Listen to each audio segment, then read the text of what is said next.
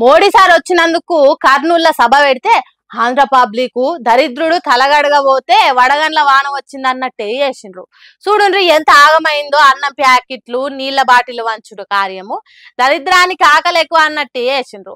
అంతకుముందు యోగాంధ్ర పేరుతోని మోడీ సార్ను పిలిచి యోగా చేసే మ్యాట్లు మాడత పెట్టుకొని పోయేటట్టు చేసిండ్రు. ఇప్పుడు కర్నూలులో సభ పెట్టి జనానికి అన్నం నీళ్లు వంచకుండా పాడు చేసిండ్రు. పెంట మీద వేసిన ఇస్తరాళ్ళ కోసము కాకులు కొట్లాడుకున్నట్టు జనం దన్నుకునేటట్టు తరుముకునేటట్టు చేసిండ్రు. మరి ఇవ్వాల్సిన టైంకు నీళ్ళు అన్నం ఇస్తే బాగుండేది. కానీ జనానికి ఆకలి అలమటించేదాకా ఆలస్యం చేస్తే గిట్లనే ఉంటది. బలం ఉండి 2 ప్యాకెట్లు ఎక్కువ అందుకున్నోళ్ళు అదృష్టవంతులు, బక్కపలసగా ఉన్నోళ్ళు ఉపాసం ఉండుడే అయ్యింది. ఇట్లున్నది ఆంధ్రాని వెళ్తున్న విజనరీ ముఖ్యమంత్రి పనితరము. ముందు చూపుతో ఉన్నాడు కాబట్టి ఇట్లా అన్నం ప్యాకెట్ల కోసము నీళ్ళ బాటిళ్ల కోసం ఎగబడేటట్టు అయ్యింది. వాటిని తెచ్చిన వాళ్ళు ఎవలో, పంచాల్సింది ఎవలో, పద్ధతిగా జనాన్ని ఉంచాల్సింది ఎవలో తెలియకుండా అయింది. బాధ్యత లేని కోడి బజార్ల గుడ్డు పెట్టినట్టు అయ్యే వరకు నీళ్ళ బాటిల్ మూటలు ఎట్లా ఎత్తుకొని పోతున్నారో చూడండి జనం. ఓర్ని మంచి నీళ్లు కరువైనట్టు బాటిల్ల మూటలు ఎత్తుకపోతున్నారు కదా జనాలు. ఇంత కరువులు ఉన్నారా అనే కదా మీరు అనుకునేది. కానీ బయట ఒక్క బాటిల్ ధర 20 రూపాయలు. ఉత్తగా కండ్ల ముంగట గుట్ట తిరగబడుతున్న బాటిల్ని చూస్తే ఎవరికైనా పట్టుకోవాలని అనిపిస్తుంది. అందుకే శాతనైన కాడికి సంచులు పట్టుకొని పోయినరు. దీన్ని చూసిన పబ్లిక్ కొందరు మన ఆంధ్ర పబ్లిక్ బీఆర్ను మార్పిస్తున్నారు. వారేవా అని ఎత్తిపోసినట్టు కామెంట్లు పెడుతున్నారు. పాము ముంగీసల కొట్లాటే అవుతున్నది కాంగ్రెస్ పార్టీ మంత్రులది. ఇక రైజింగ్ తెలంగాణ ఏమైతుంది, రన్నింగ్ తెలంగాణ ఎట్లయితదని చింత బరగలతో వార్తలు వచ్చేటట్టు కొట్టినంత పనిచేసిండు మాజీ మంత్రి హరీష్ రావు. కమిషన్ల కోసం ఒకరు, కాంట్రాక్ట్ల కోసం ఒకరు, వాటాల కోసం ఒకరు, అక్రమ వసూళ్లలో పంచుకోవడంలో పోరాటం, కబ్జాల కోసం, పోస్టింగ్ల కోసం, ఈ రకంగా క్యాబినెట్ అనేది ఇలా వర్గాలుగా విడిపోయి, ఇలా క్యాబినెట్ అంటే అదొక మంత్రుల క్యాబినెట్ లెక్క లేదు, దండుపాలెం మూటా లెక్క అయిపోయింది. అరే గంత మాట సారు అంటే వివరించి చెప్తున్నాడు ఈయన. ప్రతి దాంట్లో కొట్లాట్లే. మనం ఇది ఓపెన్గానే చూస్తున్నాం కదా. గత కొద్ది రోజులుగా ఈ మంత్రి ఆ మంత్రిని, ఆ మంత్రి ఈ మంత్రిని, పోస్టింగ్ల కోసం ఒక మంత్రి అలిగిండని, కమిషన్లు రాలేదని ఒక మంత్రి అలిగిండని, కాంట్రాక్ట్ల కోసం మంత్రుల మధ్య తగాదా, వాటాల పంపిణీలో మంత్రుల మధ్య తగాదా, తనుకోవడానికే సరిపోయింది. తన్నుకునుడు, తగు పెట్టుకునుడు, మామూలు ఓరుస్తలేరనుడు, అణిచి వేస్తున్నారనుడు, ఒకళ్ళ కాళ్ళు ఇంకొకరు గుంచుడు, ఇయేనాయే. ఇక వాళ్ళు తెలంగాణను ఏం తెల్లగా చేస్తారు, జనానికి ఏం భరోసా ఇస్తారు అన్నట్టు సూరుకులు పెట్టిండు. వ్యాపారాల విషయంలో కాంగ్రెస్ సర్కారుకు బీఆర్ఎస్ సర్కారుకు ఉన్న తేడా ఏందో ఫోటోలు చూపెట్టి మరీ చెప్పిండు. రేవంత్ రెడ్డి గారు ఇవాళ గన్ కల్చర్ని తీసుకొచ్చారు రాష్ట్రంలో. మీరేమో వ్యాపారవేత్తలకు తుపాకులు పెట్టి అక్రమ వసూళ్లకు మీరు పాల్పడుతున్నారు.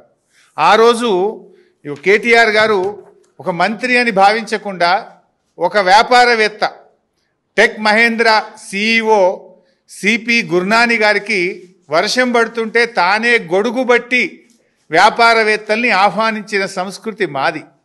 ఈ రాష్ట్రంలో పెట్టుబడులు రావాలని వచ్చినటువంటి పెట్టుబడిదారులకు రెడ్ కార్పెట్ వేసి వర్షం పడితే గొడుగు బట్టి పెట్టుబడులు తెచ్చిన సంస్కృతి మాదైతే తుపాకులు పెట్టి వసూళ్లు చేస్తున్న సంస్కృతి మీది. ఇక ఆడికేలు వస్తాయి ఇన్వెస్ట్మెంట్స్. అందుకే ఈరోజు రాష్ట్రంలో పెట్టుబడులు తగ్గిపోయినాయి గత సంవత్సరంలో. తెలంగాణ ప్రజలు ఇచ్చిన అధికారాన్ని పరిపాలన కాకుండా సంపాదించుకునే దానికి వాడుకుంటారు. ఇంతకంటే ఘోరము దేశ చరిత్రలో ఏ రాష్ట్రంలో లేదు, ఇక్కడనే ఉన్నది అన్నట్టు చెప్పిండు. ఇట్లనే కాంగ్రెస్ సర్కార్ డిసెంబర్లో జరిగే విజయోత్సవాల గురించి చెప్పుకుంటా వాళ్ళ పనితనాన్ని గుర్తు చేసి గడ్డపార కాల్చి నామాలు పెట్టి మాట్లాడిండు. డిసెంబర్ 1వ తారీఖు నుంచి 9వ తారీఖు దాకా విజయోత్సవాలు జరుపుతారట. ఎందుకు నాయన? తుపాకులు పెట్టి వసూలు బాగా చేసినామనా? కాంట్రాక్టుల కోసం గల్లాలు పట్టుకొని క్యాబినెట్లో కొట్లాడుకుంటున్నామనా? మంత్రుల మధ్య తగాదాలు పెరిగిపోయి రోజు వీధినబడి రాష్ట్ర ప్రజల పరువు తీసినందుక? దేనికోసం విజయోత్సవాలు జరుపుతారు? ఏమని విజయోత్సవాలు జరుపుతారు? కేసీఆర్ గారు ఫీజు రియంబర్స్మెంట్ 20,000 కోట్లు ఇస్తే మేము 2 రూపాయలు కూడా ఇయ్యలేదు, పిల్లల చదువులు ఆగం చేసినామని జరుపుతారా? కేసీఆర్ కిట్ బంద్ చేసినామని జరుపుతారా? బతుకమ్మ చీరలు బంద్ చేసినామని జరుపుతారా? న్యూట్రిషన్ కిట్ బంద్ చేసినామని జరుపుతారా? దళిత బంధు పథకం ఆపివేసినామని జరుపుతారా? గొర్రెల పంపిణీ పథకం నిలిపివేసినామని జరుపుతారా? హైదరాబాద్లో ఒక ఇల్లు కట్టలేదు కానీ హైడ్రా పేరిట వేలాది ఇండ్లు నేలమట్టం చేసినాం, పేదల బతుకులు కూల్చినమని చెప్పి విజయోత్సవాలు జరుపుతారా? దేనికోసం విజయోత్సవాలు జరుపుతారు? ఏం చేయనమ్మకు ఏతలు ఎక్కువ అన్నట్టు దేనికోసం విజయోత్సవాలు అన్నట్టు బాగానే వేసుకున్నాడు సర్కారోళ్ళను.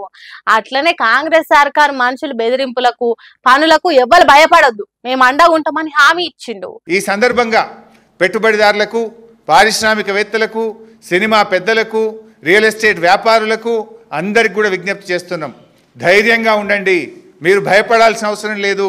మీకు అంతగా ఇబ్బంది పెడితే ప్రధాన ప్రతిపక్షం బీఆర్ఎస్ మీకు అండగా ఉంటుంది. మా దృష్టికి తీసుకురండి, మిమ్మల్ని కాపాడుకుంటాం. ఈ రాష్ట్రాన్ని సాధించిన వాళ్ళం, ఈ రాష్ట్రాన్ని ఇలా అద్భుతంగా 10 ఏళ్ళు పాలించిన వాళ్ళం. ఈ రాష్ట్రాన్ని కాపాడుకునే బాధ్యత కూడా మా మీద ఉంది. ఇలా ఈ ప్రభుత్వం అరాచకానికి పాల్పడతా ఉంది. ఎవరు కూడా భయపడకండి, తెలంగాణ భవన్ తలుపులు మీకు తెరిచే ఉంటాయి. ఈ కాంగ్రెస్ సర్కార్ మిమ్మల్ని కష్టపెట్టాలని చూస్తే మాకు చెప్పుండ్రి, మిమ్ములను కాపాడుకుంటాం, మీరు తెలంగాణ నిర్మాణాల భాగమైనోళ్ళు, మీకు అండగా ఉంటాం అన్నట్టు మాట ఇచ్చిండు.